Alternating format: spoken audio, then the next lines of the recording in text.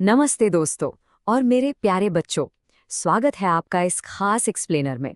आज हम एक बहुत ही खूबसूरत और मज़ेदार सफ़र पर निकलने वाले हैं। तो चलो तैयार हो जाओ।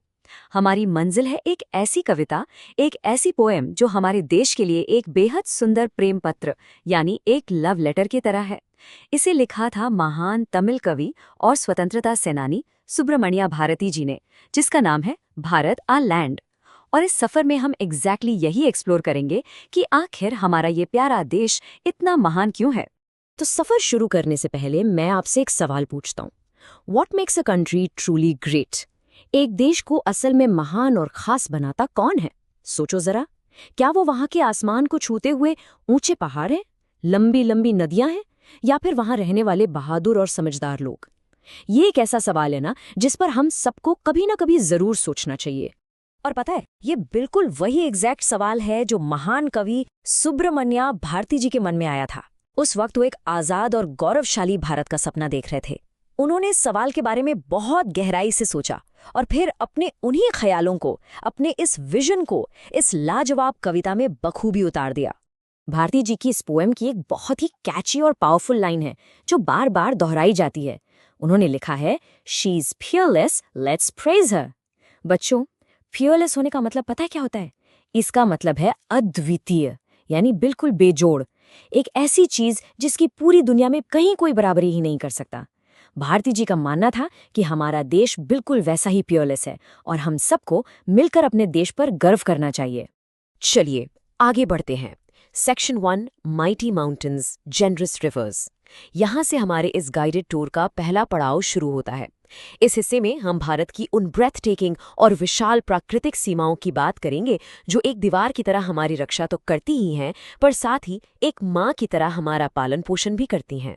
सबसे पहले कवि यहाँ तारीफ करते हैं माइटी हिमवंत की, यानी हमारे विशाल हिमालयास। उनके हिसाब से ये सिर्फ बर्फ से ढके हुए पहाड़ नहीं है, बिल्कुल नहीं। ये हमारे देश की ऐसी ताकत, विशालता और मैजेस्टी के प्रतीक हैं जिसका इस पूरी धरती पर कोई मुकाबला ही नहीं है।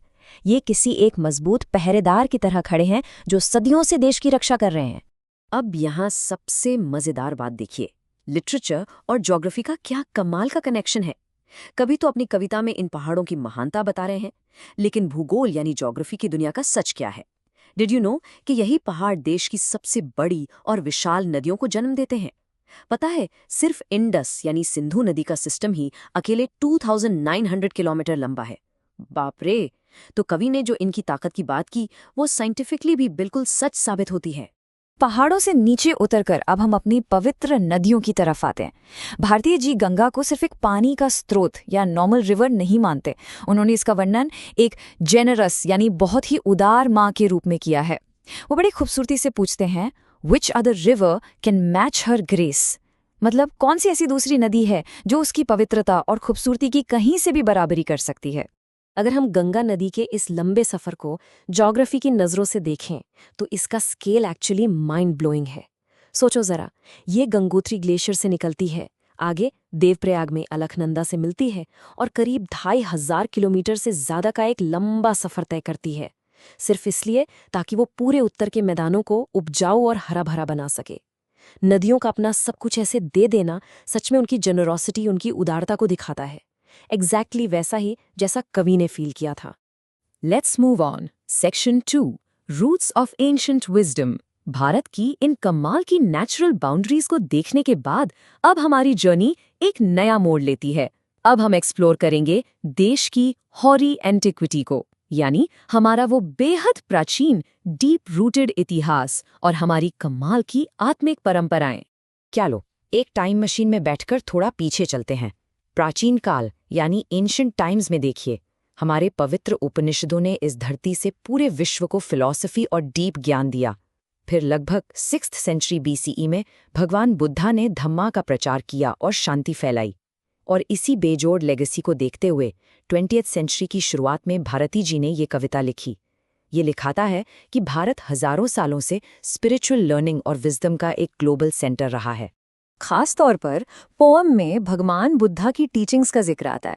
हमें याद दिलाया जाता है कि उन्होंने करुणा, अहिंसा और शांति का जो प्यारा संदेश दिया था वो इसी देश से निकला था।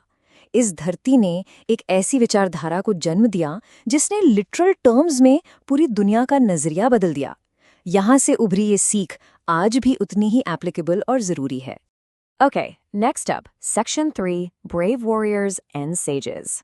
देखो, एक देश सिर्फ अच्छे पहाड़ों, नदियों या पुरानी किताबों से महान नहीं बनता, वो महान बनता है अपने लोगों से। अब हम उन लोगों की बात करेंगे जिन्होंने इस देश की शान बढ़ाई है। भारती जी ने यहाँ एक बहुत ही ब्यूटीफुल बैलेंस दिखाया है। एक तरफ देश की फिजिकल बॉर्डर्स को सेफ रखने के लिए आपको चाहिए बहादुर योद्धा जिनकी ब्रेवरी का कोई मुकाबला ना हो, पर वही दूसरी तरफ समाज को अंदर से पवित्र और अच्छा बनाने के लिए, नैतिकता और स्पिरिचुअल ग्रोथ के लिए आपको चाहिए वाइज सेजेस, यानी समझदार और ज्ञानी लोग। इन दोनों की स्ट्रेंथ जब मिलती है तभी एक देश संगीन मायनों में महान बनता है।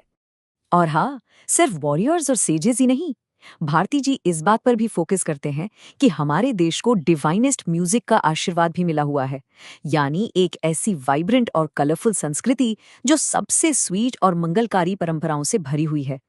हमारी आर्ट, म्यूजिक, फेस्टिवल्स, ये सब मिलकर इस जगह को कितना अलाइव और खुशनुमा बना देते हैं। Which brings us to the final part, Section 4, our peerless golden land. हमारा ये खास सफर अब अपने आखिरी पड़ाव पर आ पहुंचा है दोस्तों। चलिए अब इन सारी बातों को एक साथ जोड़ते हैं और समझते हैं कि कवि का अल्टीमेट मैसेज क्या है हम सबके लिए। यही इस पोएम का सच्चा सार है, द मेन पॉइंट।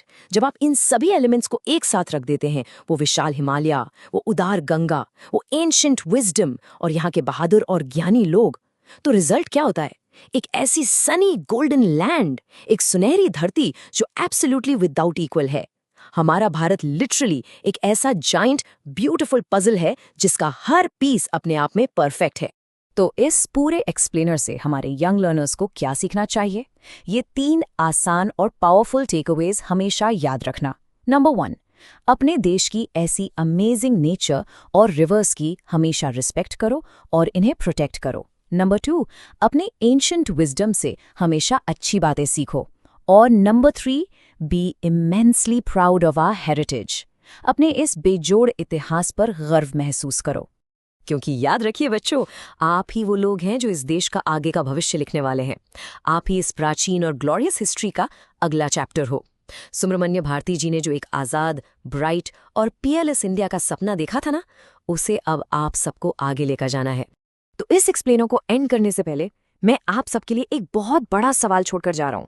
सोचना जरूर इस बारे में, how will you contribute to the greatness of a golden land? आप अपनी तरफ से इस सुनहरी धरती को और महान बनाने के लिए क्या करेंगे? क्या आप खूब पढ़ाई करके नए आइडियाज लाएंगे, देश की रिवर्स क्लीन रखेंगे, या किसी जरूरतमंद की मदद करेंगे? अपने रूट से जुड़े रहिए, गर्व करिए और इस पियरलेस देश का नाम और भी आगे बढ़ाते रहिए। Keep learning, keep smiling. If you like this video, hit the like and subscribe button and comment yes below.